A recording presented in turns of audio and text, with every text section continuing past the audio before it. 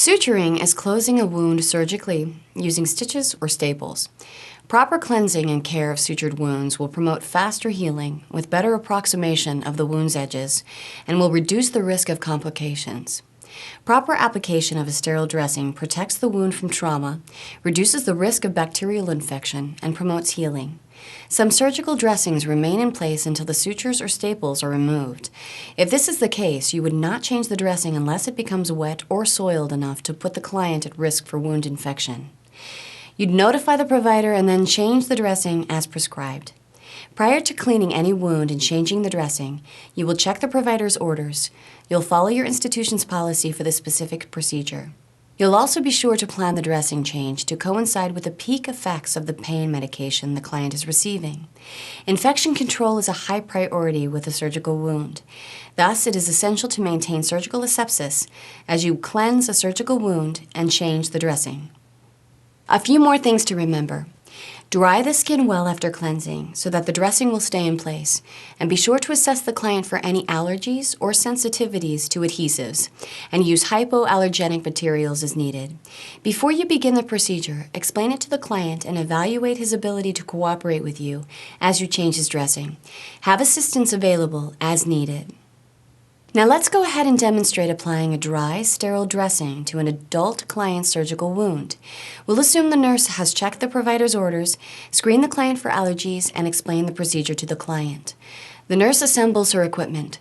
She will need a towel or waterproof pad, a bath blanket, clean gloves, a moisture-proof biohazard bag, adhesive remover, a sterile dressing kit or the appropriate dressing materials, sterile drapes and the prescribed cleansing solution, tape, straps, or a binder, sterile gloves, and any other materials the provider specifies, such as ointment.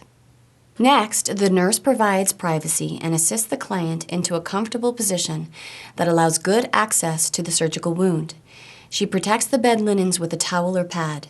With the bath blanket, she covers the client appropriately, except for the area where the dressing is. She sets up the disposal bag for easy access, then washes her hands and puts on clean gloves.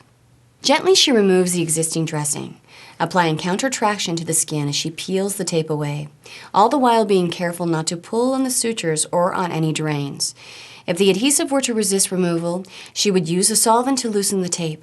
She places the removed dressing in the disposal bag without touching the outside of the bag and noting the characteristics of any drainage on the dressing. She then removes the clean gloves and washes her hands. Next, she assesses the wound so that she can later document her findings. She opens all sterile supplies and pours the cleansing solution into a sterile basin. She puts on the sterile gloves, then carefully cleanses the wound, following the provider's orders or the institution's policy. Note that she cleanses it from the area of least contamination to the area of most contamination, using one sterile swab, gauze, or cotton ball for each stroke. If this wound had a drain, she would cleanse it and the surrounding skin last. She dries the area completely with gauze pads. If any medication has been prescribed, she would apply it. If this wound had a drain, she would apply pre-cut gauze around it, extra gauze below it, and add dressing material over it to collect drainage. Next, the nurse applies the sterile dressing over the wound.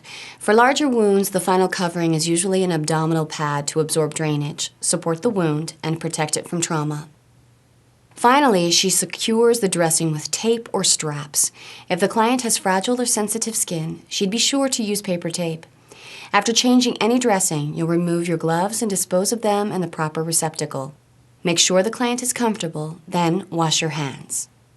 Document your dressing change, your assessment of the wound, any drainage or fluids on the dressing you removed and their color and odor, any wound care you provided, how the client tolerated the procedure, and any other concerns or observations in the client's record.